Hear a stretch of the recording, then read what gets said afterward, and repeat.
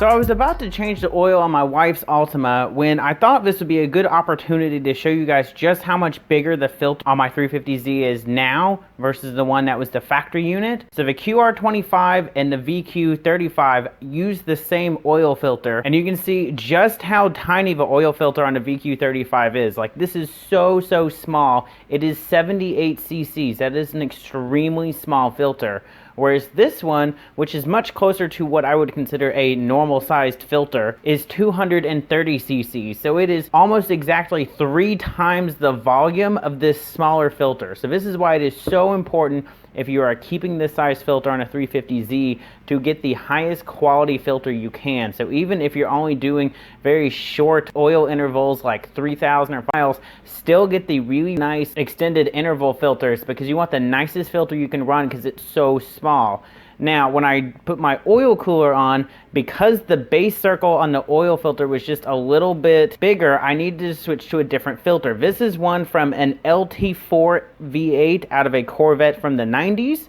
And you can see this gasket circle is just a little bit bigger, so it's not a tremendous difference in actual gasket size. It's just there's a lot of extra material around the gasket as well that's adding that volume. So if you switch to the oil cooler I did, you have to switch to this larger base circle, but they have the same exact thread pitch, which is what you need to screw it onto the engine. So by adding this larger filter, you're going to have more surface area for filtering out particulate.